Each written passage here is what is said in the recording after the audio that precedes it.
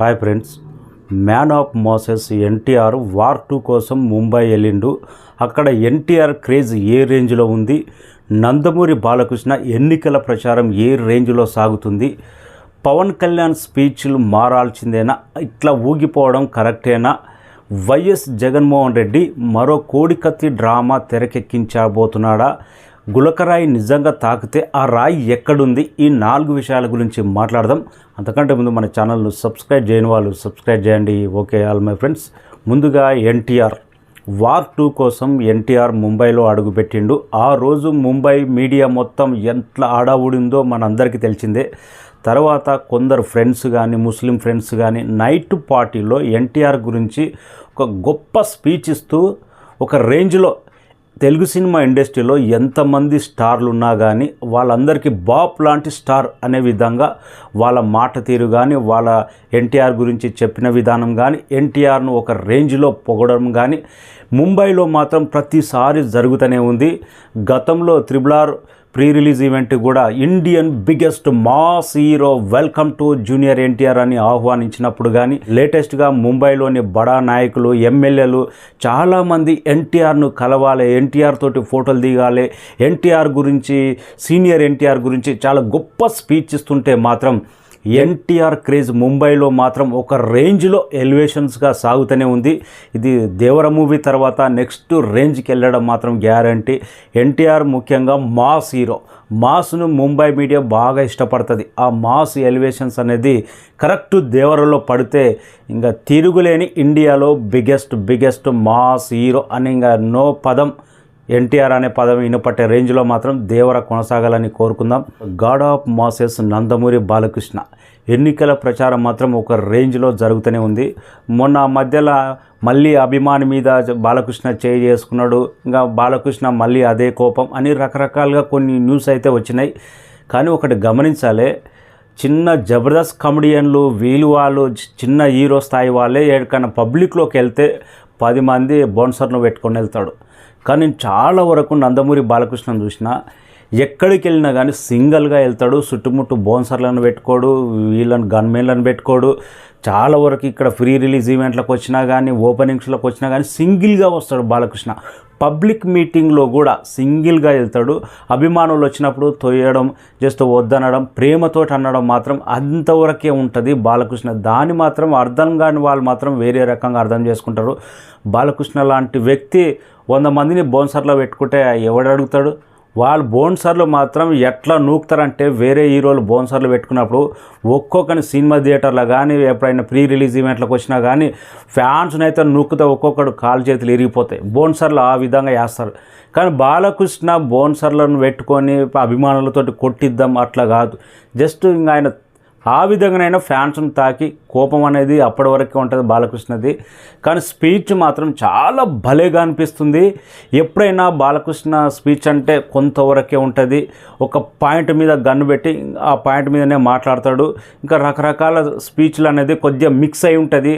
ఓల్డ్గా పద్యాల రూపంలో కానీ ఇంకా రకరకాలుగా ఉంటుంది. కానీ లేటెస్ట్ స్పీచ్ మాత్రం బాలకృష్ణ కరెక్ట్ ఏపీ రాజకీయాల మీద, ఏపీ సమస్యల మీద, ఏపీ పేదల మీద, ఏపీలో ఇబ్బందులు పడుతున్న ప్రజల మీద, ఏపీలో తెలుగుదేశం పార్టీ వస్తే ఏమేమి చేస్తుంది, ఎలా చేస్తుంది అనేది కరెక్ట్ సమస్యల మీద, కరెక్ట్ పోరాటం, కరెక్ట్ సమస్యల మీద కరెక్ట్ స్పీచ్ ప్రజలోకి వెళ్ళే విధంగా మాట్లాడుతున్నాడు.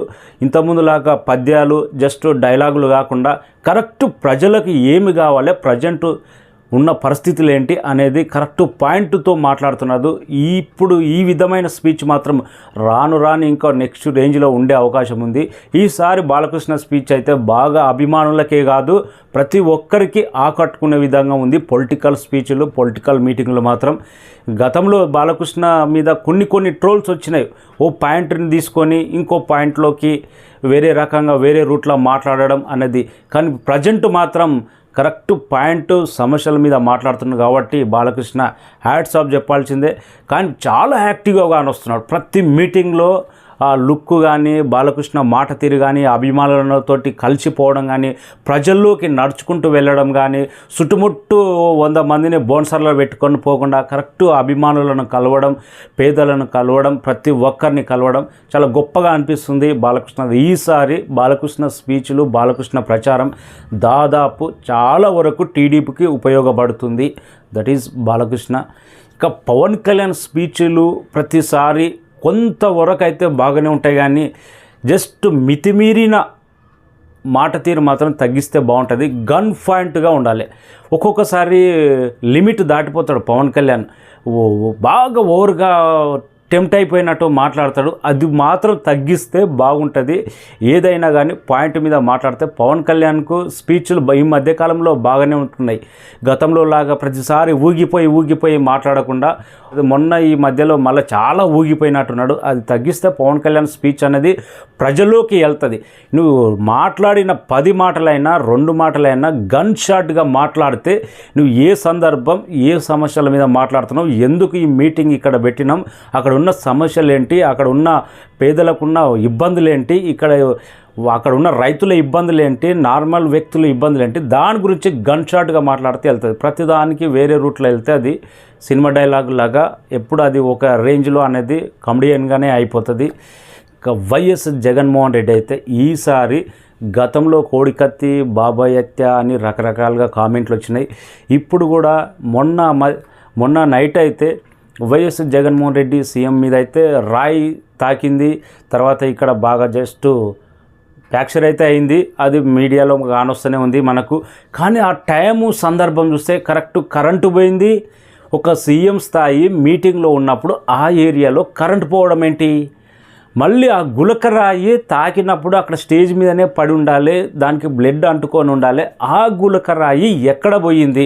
కనీసం పలానా రాయి, ఇగో ఈ రాయి ఇసిరి కొట్టిండు, ఏ ఏరియా నుంచి వచ్చింది, ఏ క్రౌడ్ నుంచి వచ్చింది, ఎక్కడ నుంచి అక్కడ అంతమంది పోలీసులు సీఎం స్థాయి వ్యక్తి మాట్లాడుతున్నప్పుడు ఎంత వన్డేలో పట్టుకోవచ్చు కదా అబ్బాయి. అక్కడ ఉన్న వీడియో మొత్తం ఆ రాయి ఎక్కడి నుంచి వచ్చింది అనేది.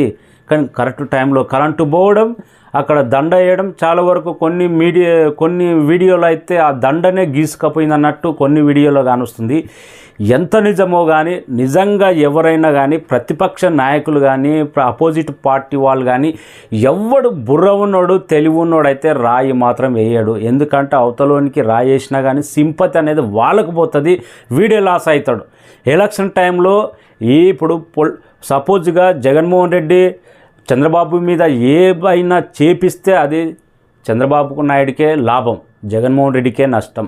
చంద్రబాబు నాయుడు ఏదన్నా కావాల్సుకొని వాళ్ళ అభిమానులు వాళ్ళు ఎవరైనా రాయేసి కోడిగుడ్డేసినా కానీ అది జగన్మోహన్ రెడ్డికే ప్లస్ అయిపోతుంది, ఇంకా సింపతి పెరుగుతుంది. గతంలో ఎన్నిసార్లు చూసాం, కలకత్తాలో కానీ లాస్ట్ టైం ఆంధ్రప్రదేశ్లో కానీ సింపతి అనేది వర్కౌట్ అవుతుంది. ఏ రాజకీయ నాయుడు తెలివైనోడు అవతల పార్టీ మీద అటాక్ చేయడు, ఇంకా బలంగా ఉండాలి, కావాల్సితే యుద్ధం చేసి పోట్లాడాలి. అవతలోని వీక్ చేయాలనుకుంటే ఆ విధంగా కాదు, మనమే వీక్ అయిపోతాం. ఇది మాత్రం కొద్దిగా తేడాగా అనిపిస్తుంది. నిజంగా రాయి పడితే అది ఎక్కడి నుంచి వచ్చింది, ఆ రాయి ఎక్కడుంది, కరెంటు పోయిన సందర్భంలో ఎందుకు వచ్చింది, ఆ దండ వేసినప్పుడు గీసుకపోయిందా, లేకపోతే ఇదో కోడి కత్తి డ్రామానా అన్నట్టు చాలా అనుమానాలు ఉన్నాయి. నిజంగా టీడీపీ వాళ్ళు వేస్తే లేకపోతే వైఎస్ఆర్సీపీ వాళ్ళే వేసిరా అనేది బయటికి రావాలి. ఆ రాయి నిజంగా తాకితే ఆ రాయి ఎక్కడుందబ్బా, ఇంతవరకు ఆ రాయి పలానా రాయి అని ఎవడు ఇంతవరకు చెప్పలేదు. తాకిందని హాస్పిటల్ చుట్టే కానొస్తుంది. నిజంగా ఇది డ్రామానా రియల్ అనేది త్వరలోనే తేలితే బాగుంటుంది. ఏది ఏమైనా కానీ ఆ దెబ్బ అయితే జగన్మోహన్ రెడ్డి గారికి కానొస్తుంది. త్వరగా కోలుకోవాలని ఆల్రెడీ కోలుకున్నాడు, మీటింగ్లో పాల్గొంటూనే ఉన్నాడు. ముంబైని షేక్ చేస్తున్న ఎన్టీఆర్ క్రేజ్. So much.